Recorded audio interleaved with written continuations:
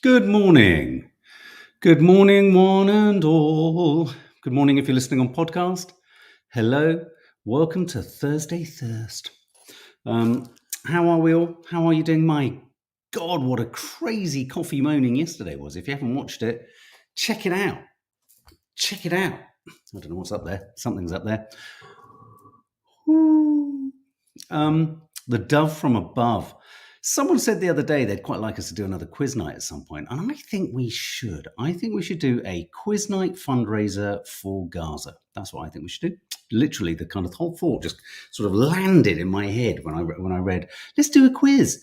Let's do a quiz, absolutely. So let's mobilize it. And I think we could do something like we do the quiz, and maybe Dina is the quiz master, and she, I don't know, hits us with vegetables if we get things wrong. Sophia Lopez, official. Good idea, Mark. Thanks, Sophia. I hope you're well. Look. What did I go and do? Basically, I did that classic thing that boys do, boys do, where I cut the end of my thumbnail off. But I did it too close. Do you do that? Do you ever get those pairs of scissors where you're kind of cutting your nails? You think, but there's a slant on one of the blades. So where it cuts is an optical illusion, and actually it cuts closer than you think.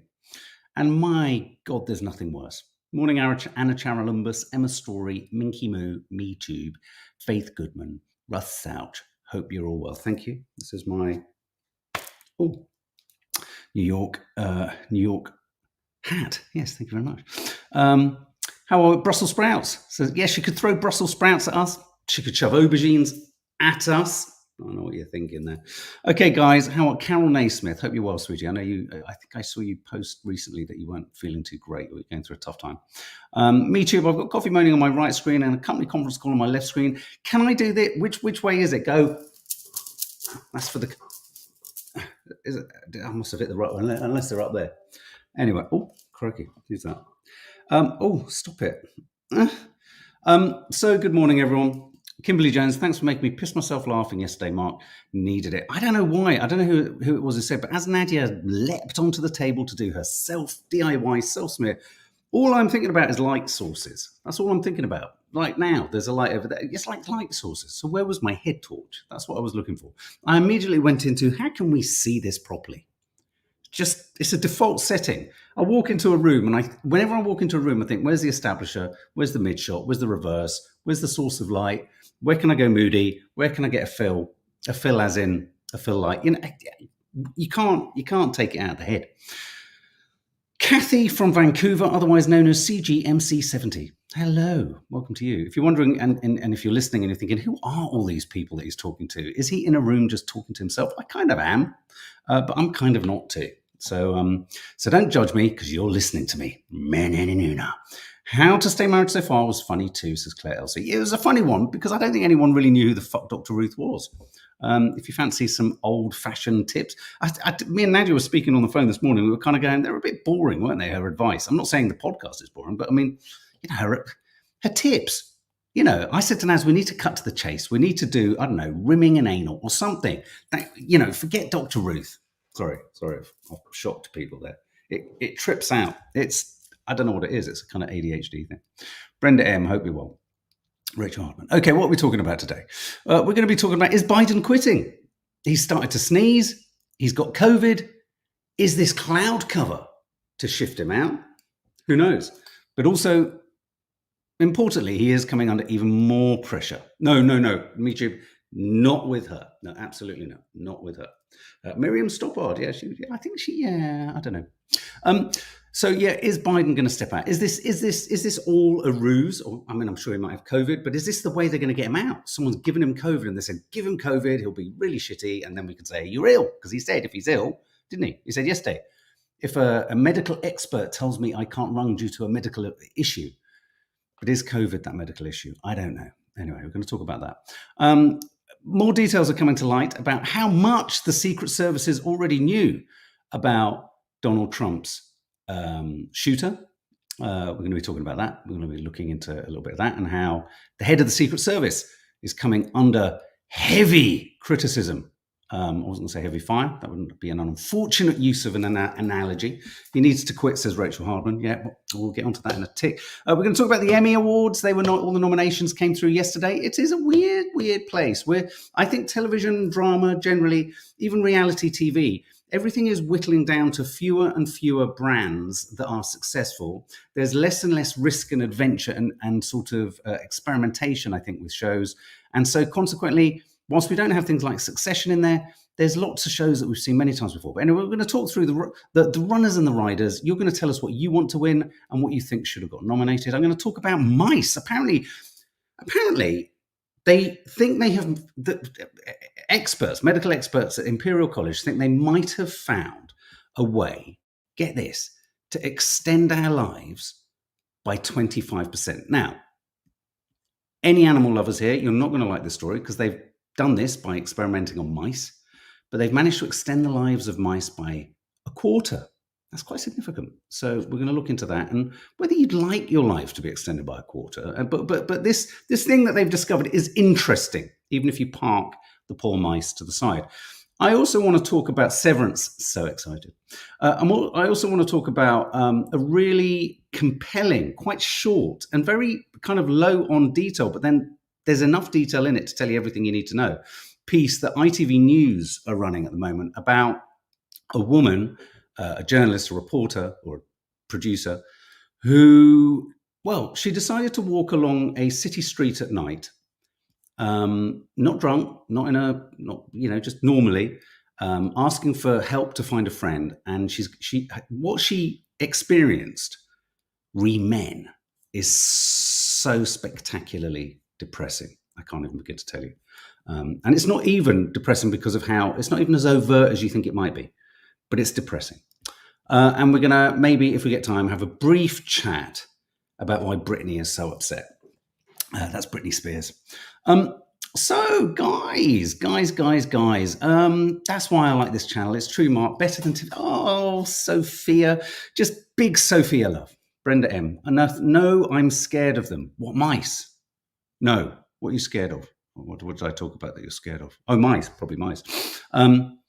Okay, so, and then there's a rumor of something called the gold drink that Brad Pitt is said to use. He's also got smug hair. It was so funny. Yesterday, Michelle, who, does a lot of our kind of social media support, she created a thumbnail. And I said to her, I said, you've put an image of me with smug hair. Oh, what the fuck is happening with this light? I've gone and sorted the light, and now I've got a light problem. Bear with me 1 second, guys, whilst I move this. Sorry if you're listening on podcast, the horrible sound of scraping stools. And I don't mean that kind of stool. Come around this way. Oh. Come with me and you'll see a world of wild imagination. That's better. Let me just do that. Bing. Okay, so Joe Biden. Let's talk about that. Yeah. Oh, was it you, Kimberly Jones? You said you were watching our Devon. I have had smug hair. It's like, hey, listen to me.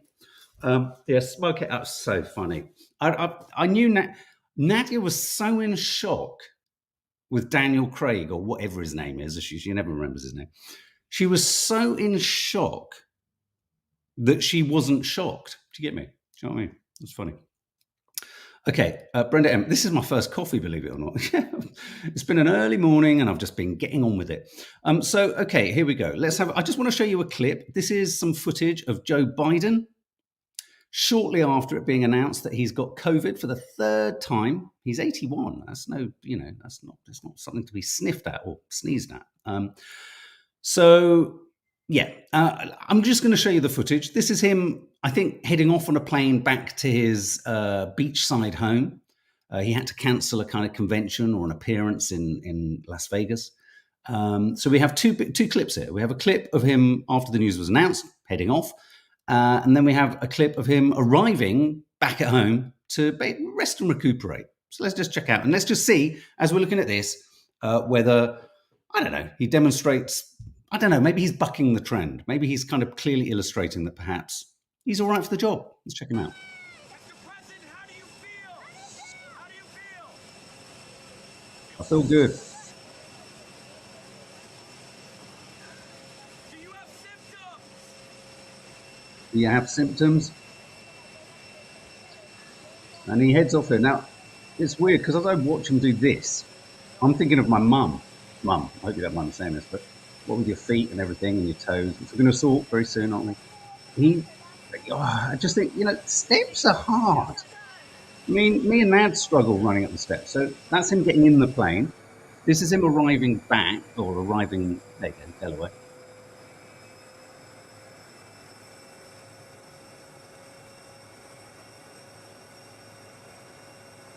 He's looking for something. Found it.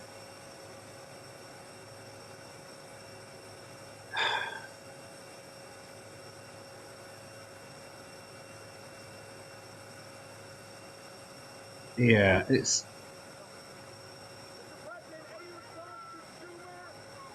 And now they're asking him to respond to Chuck Schumer. He doesn't really look like he knows what they're talking about. Who? No, he doesn't say who. I'm fine. A little bit of a snarl. Do you remember that moment in his NATO, was it in his NATO chat where he goes, "Nobody's saying that." I should keep that on my desktop so I can pull it in at any moment. It's not good. Okay, so give us your opinions, guys. It's not great, is it? It's sad, Christine. It's sad. He seems vulnerable and he seems disorientated, and I feel like he needs to be looked after. I think he just needs to be spending these best years of his life, or the twilight years of his life, just chilling with his family and just kind of hanging out and not worrying about the world and the genocide that he's enabled in the Middle East. I think he needs to, get a warm blanket on his lap and not think for a minute about the over potentially 180,000 kids that have died in Gaza, people who've died in Gaza, and all the other kind of, sort of proxy wars that have been fought. Right? Sorry, I've got lost on one. He's an old man. He's an old man. He's very frail. He's now got COVID. I want you to answer me now. Do you think that by the end of next week, or by the end of this weekend, he will have stepped down? Because the rumor mill is such that they're saying more and more people are saying to him, "You've got to pull out. You've got to pull out." Chuck Schumer, Nancy Pelosi. I mean, all of them, they look like they're kind of past their prime too. But the Sky News' correspondent has said that this moment with COVID has possibly come at the worst moment for him, albeit that his symptoms are mild. He's got slight upper respiratory symptoms. But they're, like he says, the Sky correspondent here, he says, people are going to be quick to contrast, Donald Trump, who leapt up, admittedly without his shoes, but he leapt up, punched the sky and said, "Fight," versus a man who struggled with getting onto Air Force One. Or do you think he's so stubbornly going to stick at this, he's going to take the entire Democratic Party down? Reese Roberts, you've always got really detailed takes on this. Let's have a look. What was watching the Higher Learning podcast, and Van Lathan said something very sadly true yet important, which is that Americans have started to prepare for the likely second Trump term and are maneuvering it. I agree. I think the whole system is moving towards it. And I tell you what, I've got another kind of slight worry here. American politics for a bit here. If I was in the Democratic Party, say Gavin Newsom, someone who had aspirations to lead, to govern, I would worry now that whoever is pulled into position at this late stage, they're going to be carrying the kind of, the reputation, the damage, all of this kind of clusterfuck of a preparation, really, or build up. They're going to be carrying that into the next 3 or 4 months. Whereas I'd have thought, if say you were a candidate like Gavin Newsom, or even kind of, Michelle Obama, you'd want a clean, fresh start. And you wouldn't want to potentially run the risk of your one go or your big strident push being diluted. I think that's the word I'm looking for, being diluted by all of this. So I think even any quick fix now is not going to be enough. And whoever potentially becomes the candidate to replace Biden will suffer regardless, and it would endanger them in the future. So I think what you're probably going to see now is, yes, everyone wants him to move and get out. But I bet you any money there's a little part in the Democratic wing that's thinking, fuck it. I think this happened with the Tories, to be honest. I think the Conservatives saw that things were so shit for the country and struggling with everything. They thought, fucking hand it over to someone else. So I think what they're going to do is they're going to I think they might let Biden crash and burn. Reese Roberts, that's also why some are very reluctant regarding the Democratic changeover and want to wait until the 2028 run. Exactly. Nanny Di, hi, Mum, you think he's going to go? Mum, I think you should run. I think you should run for the Democratic candidacy. You know, you and him, twinkle toes. That's what I'm going to call you, Mum, from now on. The US delegates are all old. Absolutely. So everyone's saying hello, Mum. Who can win it for them? I don't think anyone would want to win it now, because I think the assassination attempt on Trump is I hate to use this phrase, is the slam dunk of the century. You know, yeah, and you're absolutely right, Michu. Letting Trump have his second term rules him out forever, because don't forget, you can't serve more than 2 terms, either, you know, consecutively or with a gap in the middle. You can't do more. So Trump can't come into power again. That's why he's chosen this Vance chap, because I think he very much sees him as the Trumpian candidate beyond Trump. Now, the worry with that, of course, Michu, is will Trump, in a moment of revenge, seek to change constitutionally? I mean, things have already changed quite significantly in terms of he can't be, you know, there's the suggestion he can't be, you know, found guilty of things that he does officially in an official capacity. But I think we should all revisit this idea of there only being 2 terms for a president when we get to about 2 years into President Trump's presidency. And I bet you any money there will be potentially some shift towards him changing the rules, maybe. I just, in a weird way, I think the Democrats now have to let this go. And in a weird way, why not let it go with Biden? So you don't waste a great candidate. Do you see what I mean? Trump's sons could run in the future. I've just got this feeling. There's a book, someone somewhere predicts civil war in America by 2040. I don't know. Can you see Trump settling for shutting up even in 4 years? I don't know. I just don't think it's that straightforward. Anyway, so anyway, lots of people trying to kind of say to Joe, come on, stand down. Just quickly, as I said earlier, a lot of talk in the press about the shooter that obviously tried to kill Donald Trump. The idea being that he was known. He was known to he was known to the FBI. He was known, and security on the actual day of the rally actually had. Here we go. The agency had been alerted to a suspicious person in the vicinity of the stage an hour before the attack took place. And Crooks, the shooter, had been rejected from the venue after setting off a metal detector. I mean, you couldn't make this up. So pretty much it sounds like he tried to get in with a gun. The system flagged him up and they sent him away. Research of his kind of search history and stuff like that suggests that he'd also been searching and had images, and we've been looking at the dates of the Democratic National Convention as well, which has taken place in Chicago. I mean, it could point to the fact that he just wanted to shoot someone in a senior position. I don't know. I mean, it's kind of curious. Further sort of searching through his online kind of stuff or history suggested that he'd also been searching or had been doing online searches surrounding a royal family member. Now, they haven't named who the royal family member is, but I'm imagining to an American, there's probably only 1 or 2 American royal family members that you could imagine them searching. I don't want to speculate. I mean, they haven't said who it is, but I mean, we can all guess. So this is curious. I mean, so, you know, more and more details are coming through that there was clearly a massive lapse in security, which speaks to the question. This, of course, is going to be real kind of, you know, this is going to be real ammunition and sort of ballast, isn't it, for anyone saying conspiracy theories, it was all set up. And when set up, it was allowed to happen. There was an awareness.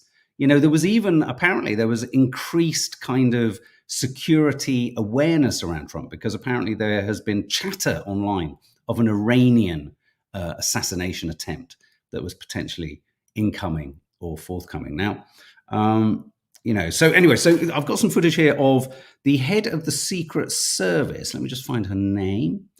Kimberly Cheetle, director of the Secret Service. She's facing calls to resign after admitting that agents hadn't stationed a sniper on the roof, because I think we said yesterday it was considered unsafe.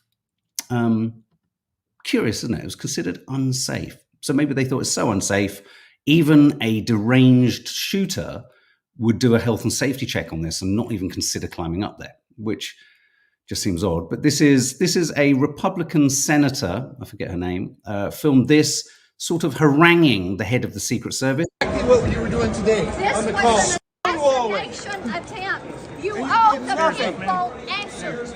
You owe President Trump answers.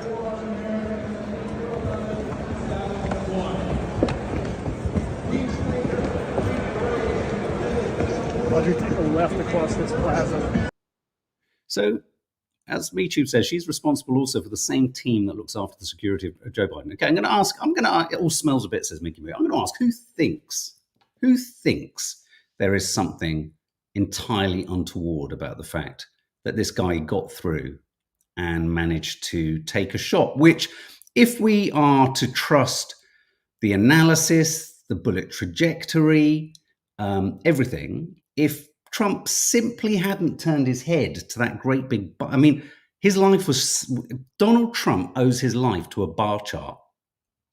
Bizarrely, isn't it? So if he hadn't done that, as he said, it was a tenth of a millimeter of an inch. And, who thinks it's fishy? It was allowed to happen, says Joe. Here we go, yeah. Why hasn't she been fired? Why would we trust them? I didn't think something fishy until recently. Edward Bevington, Russ Souch, fishy. Kimberly Jones, fishy. What do you think, MeTube? Do you think there's something fishy? Saved by a bar chart. It's curious, isn't it? Reese, do you think fishy? Yeah, you smell fishy all over it. It's very fishy. It's going to be, here we go. Let's see. Sophia, hi Sophia, I hope you're well. It's going to be the Theresa May scapegoat effect, American style. After Cameron went, nobody wanted to step up. So Theresa had to step up and take the fall, and then Boris arrived. Oh, I see what you mean. In terms of who replaces Biden, absolutely. They need a stooge to step in. I think they just missed a weak spot, MeToo. Yeah, the building was so near, no way it could have been left wide open. Maybe their assessment of the building was literally that it's so unsafe. No one would. I've heard reports or seen reports that, of the shooter remonstrating and arguing with security around the building he was climbing over the top of. Fish, bad smell, says Brenda M. It is like an episode from 24, says Russ Souch. You're absolutely right. So there we go. So, I think interesting questions. It's intriguing, isn't it? There's always, as soon as someone shoots someone I've seen in any senior position or tries to, it's not surprising that a million conspiracy theories kick in. And I have to confess, I do think around the shooting, if you start to dig into the JFK assassination, and you do dig into things like the Epstein stuff, and you start to look at secret services, and unfortunately Mossad, the Israeli secret service, seems to be implicated in so much stuff, even as far back as JFK. But then you sort of think, well, what would their interest be? Well, I suppose, what would be the result of shooting Trump if it was the guy? Well, then you remove a guy who's clearly going to win. But then a lot of people say that if he'd been successful in killing him, it would have been, well, to quote Trump, it would have been a bloodbath in America. It could have been far worse, him being shot, than, do you know what I mean? So for whom would the conspiracy work? I think it was down to complacency, says Vic. Zoe, more like an episode of House of Cards, interestingly. Sometimes I feel like it feels like an episode of Coronation Street myself. The Emmy Award nominations landed yesterday, and I'm sure there are lots of people here who are absolutely delighted that their favourite shows have been represented. There's all sorts of shows that have been. Let's have a look at shall we have a look at the hit list? Obviously, let me just pop up some of the shows that have done well. Only Murders in the Building has got quite a few. I'm going to go through the kind of list of nominations. Only Murders in the Building. I've watched about 3 of the first series, and all I can say is I really enjoyed it, and I did really enjoy it, but it didn't drag me back. It was a really pleasant watch, and there's nothing I didn't like about it. And it was very easy, but it didn't drag me back. Why? I don't know. The Bear, talked about this a bit, Zoe. I know this is your favourite. First series, we loved it. Second series, couldn't get past the first episode, though I then went on to finish the first episode. I think I watched the second episode because various of you, Zoe, said, persist, Reese, persist. But series 3 has come in for a right old kicking. I mean, a lot of people said series 3 is really not good. Do any of you agree? Shogun, Reese, again, you suggested this as an absolute. I watched the first episode. I loved it. Absolutely loved it.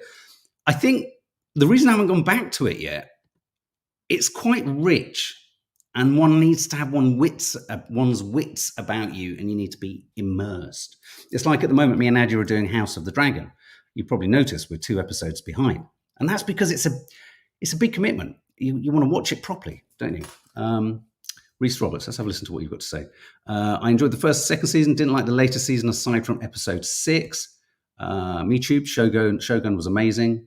Minky Moo, The Bear is good.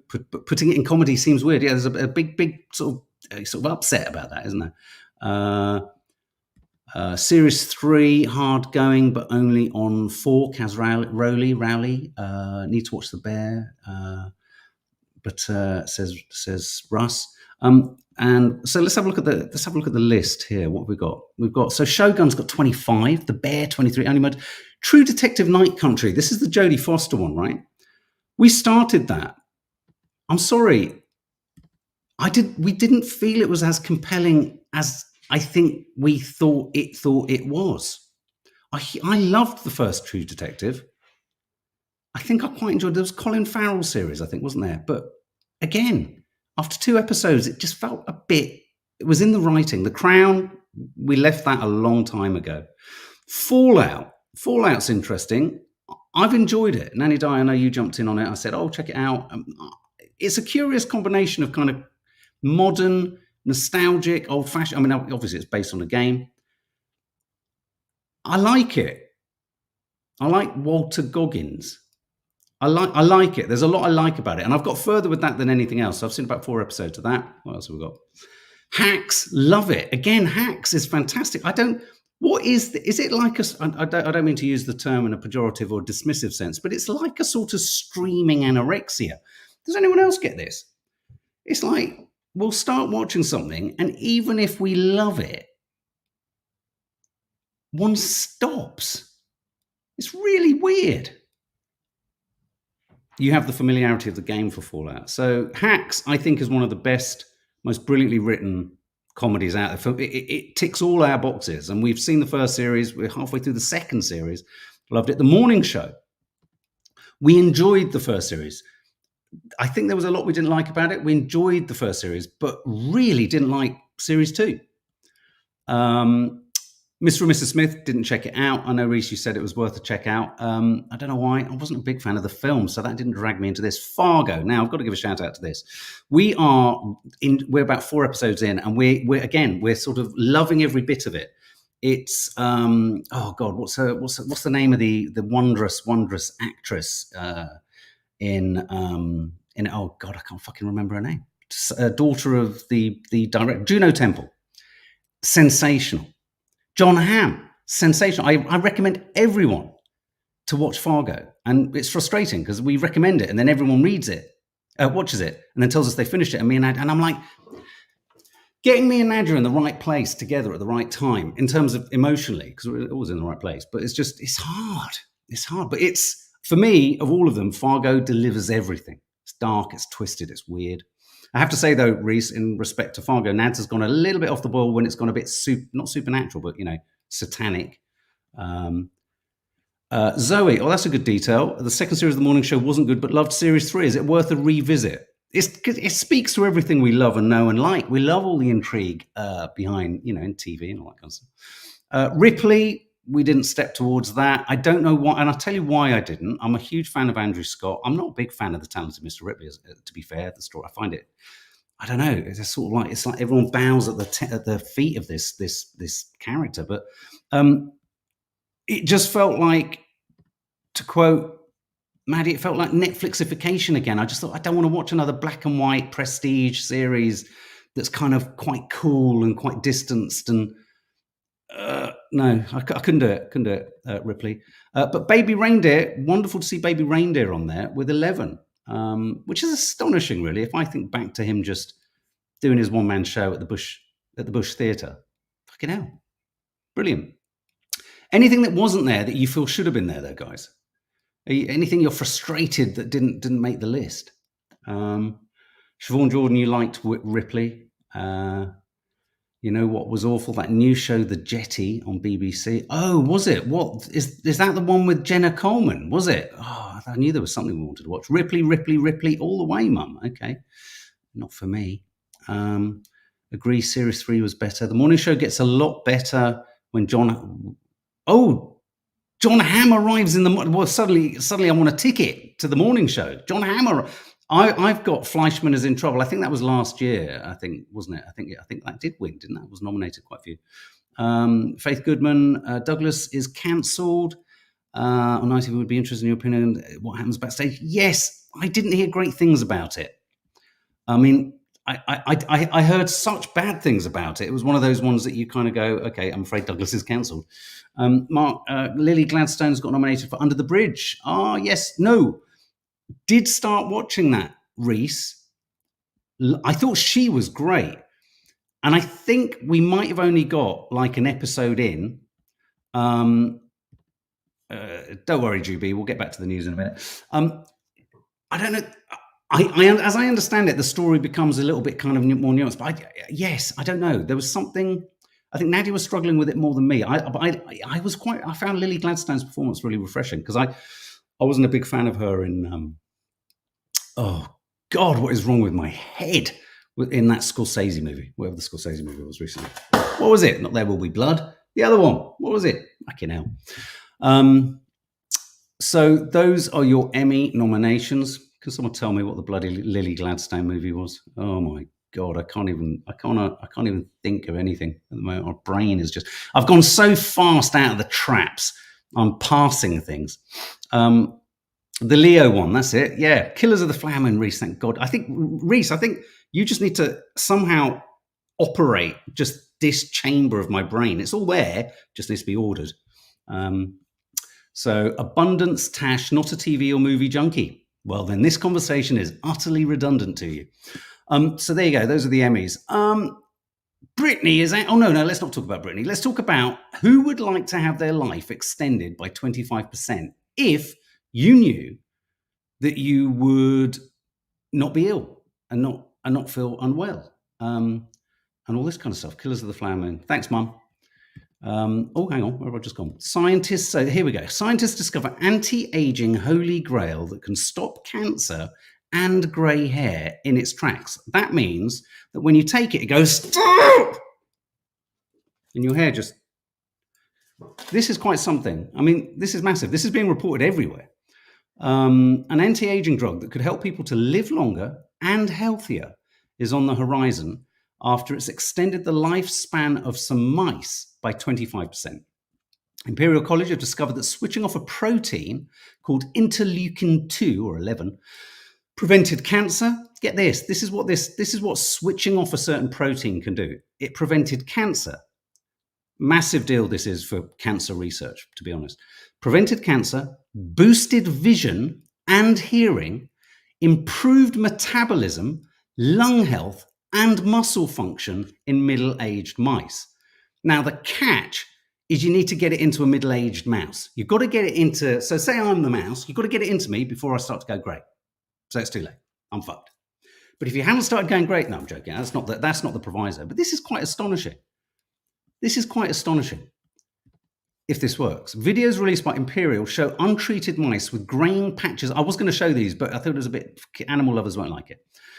You can imagine this. Videos released by Imperial showed untreated mice with graying patches on their fur, hair loss, and weight gain, while the treated mice appeared sprightly with thick, glossy coats. It was like looking down on Joe Biden on the right and Donald Trump on the left. So you've got natural aging versus injection, and there's a clear contrast. The treated mice had fewer cancers. They were free from the usual signs of aging and frailty. And we also saw, said Imperial College, reduced muscle wasting and improvement in muscle strength. So here's the question. Would you take this if you got it at the right time? What would you want to live for 25? I think, who wouldn't want to live for? We all want to live for. None of us want to die now, do we? I mean, obviously, putting to the side all sorts of horrendous conditions and mental health conditions. If we're sort of,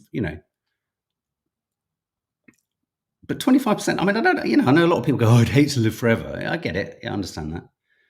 But would you like to live for 25% longer if you also knew that you were living for 25% longer and healthier? Yes, Vic says. No. Muqtadir Ali, Pippa Bailey, no.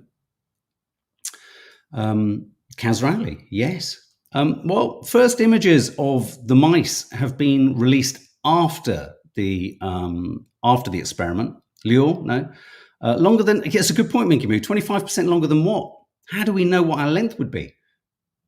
So say we were going to live for an average age of 75, you would live till nearly 100, about 93. All depends on arthritis, Mopar. Yeah, I suppose the question you have to ask the killer drug, this killer drug, this life-extending drug is, okay, that's great. All those things are great. But can I have sex? For example.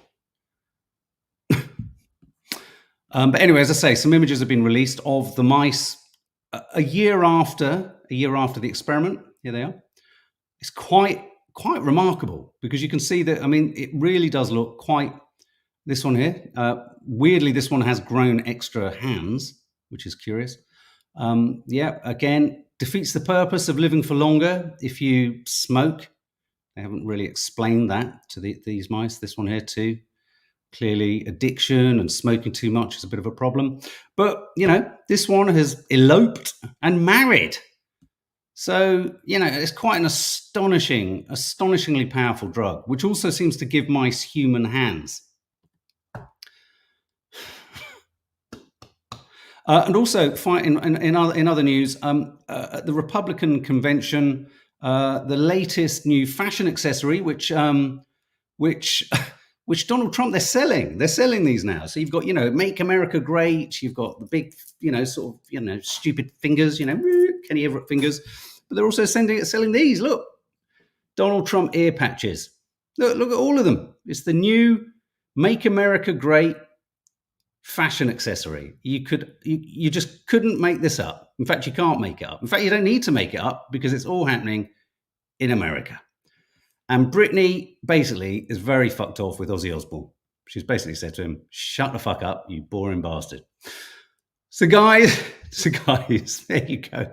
Oh, so I wasn't joking about the mouse story. Those images obviously aren't the mice, but there we go. Anyway, guys, have a lovely day. Some other content will be landing on the channel. If you want to hear what Dr. Ruth was talking about, it wasn't the things I said earlier. It was other things. Go and check out How to Stay Married So Far, or go and check out our Mallorca Corker. See you later for